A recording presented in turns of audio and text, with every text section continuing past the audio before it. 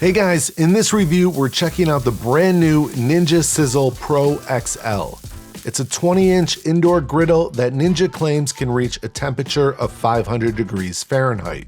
Ninja states it has more even heating than a Blackstone 36-inch griddle. This griddle has custom temp controls with a cooking range of 250 degrees to 500 degrees Fahrenheit with edge-to-edge heat. I paid $200 for this griddle, and this video is not sponsored. Let's get into the review. The Ninja Sizzle XL comes with a flip-up or down detachable lid, and this is nice because a lot of indoor griddles don't come with lids. It's easy to remove and clean as well. The first test I did was a bread test, and this test is going to give us a nice visual on the evenness of the griddle. Ninja claims edge-to-edge heat, and this will let us know.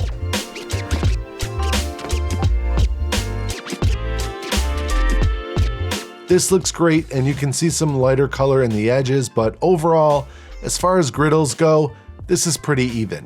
There's no overly burned spots. This is a good sign. I'm happy with these results. On the front of the griddle, it gives you a little settings guide for different things like pancakes and bacon, which is a nice touch. It also says for best results, preheat the unit for 7 to 9 minutes. In my test, I found that to be accurate. I temp the unit in 1-minute intervals to get an idea of what temps we're working with. It took just over 7 minutes to preheat to low, and the low setting gave me a temp of 356 degrees Fahrenheit. The medium setting was 403 degrees, and the high setting was 457 degrees. Not quite 500 degrees, but I'm okay with that for almost everything I'll be cooking on this. For the first real cook, we're making big fat pancakes. The griddle guide on the front says use the low setting. The timer defaults to 15 minutes, and I find this timer annoying and completely unnecessary. It shuts the unit off at the end of the timer, so I just crank it to its max of 60 minutes. I think Ninja should eliminate the timer altogether. I don't have a problem turning my stove or oven off when I'm done using it, and this griddle is no different. These pancakes came out literally perfect, each one with the perfect color edge to edge, and you can see that this griddle truly does have even heat across the entire griddle surface. For my next test, I'm laying down some cold bacon on a cold griddle. I like to make my bacon like this. I think it keeps it from curling up. This is on medium heat, and I really loaded this griddle up edge to edge. And again, you can see that it cooked it perfectly across the griddle. And there's really no difference between the bacon that was cooked at the edge and the center. It's all the same, even heating across the board. This is extremely messy, and I could have reduced a lot of the grease splatter by closing the lid, but that wouldn't make for a good video, so I left it open for you. Also, something to note, the griddle is very level, which I like because I can push that grease into the trap myself. I appreciate a nice and level griddle when I'm making things like scrambled eggs, so you don't get the eggs running into the grease trap. And speaking of grease trap, this looks shallow, but it held all of the grease from this bacon, and I can't imagine anything with more grease than a griddle full of bacon.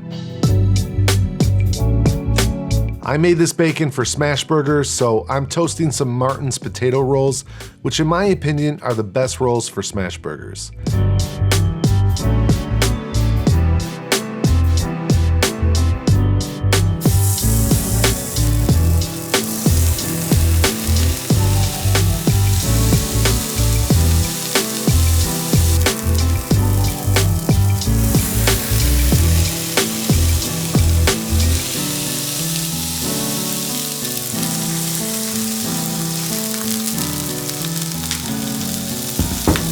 I did these first couple burgers on high heat, but later turned it down to medium, and these came out great, but also super messy.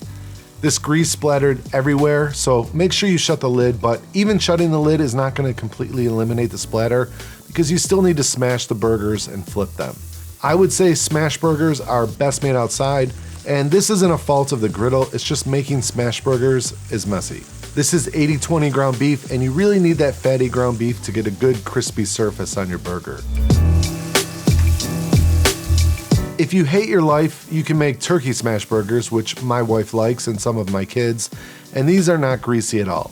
And you can see with these turkey burgers that this ceramic coated surface is pretty non-stick because there's no way I could do this in an ungreased frying pan. These burgers would definitely stick. And again, I don't recommend doing this indoors. This created a huge grease mess.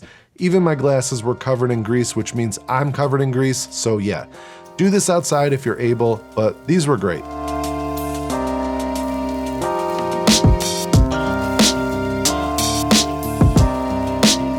Next, I'm making some boneless chicken thighs on the grill.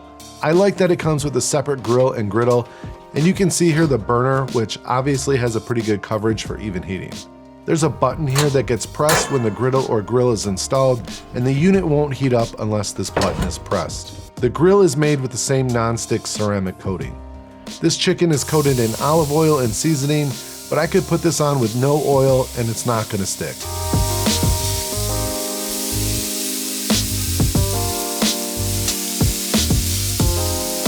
I did close the lid for a bit here because there's not much to see, and you can see the steam escaping through the vents. The grill left some nice marks, and although I'm happy it came with a grill, I prefer the surface of the griddle for 95% of what I'm cooking on this. These grill marks are primarily cosmetic, and I prefer the more surface contact you get with the griddle. With that said, this chicken cooked up beautifully, and I'm going to use this for fried rice.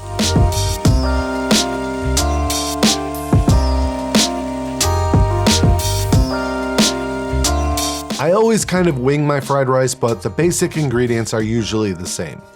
I start by sauteing some onions in sesame oil. Then I add some cold day-old rice. I add a little more sesame oil. And then I add some oyster sauce. And then some soy sauce. I added a little too much here, but we don't mind it a little salty.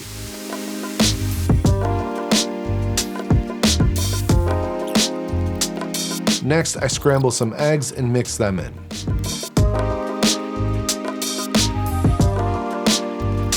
Then some frozen peas and carrots that I always have on hand because we love fried rice. Actually, we keep all of these ingredients on hand because fried rice is really easy to make and we love it. And once those peas and carrots are done, I'm adding the chicken that we just cooked up.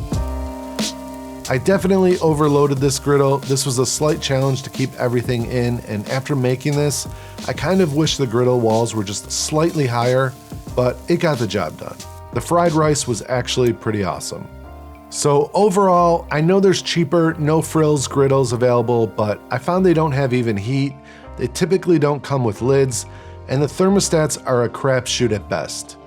I really like this griddle and I think it works well. What do you think? Is $200 a fair price for the Ninja Sizzle Pro XL? Leave a comment below and let me know. That's it for this review. We hope you enjoyed it. God bless, and we'll see you on the next one.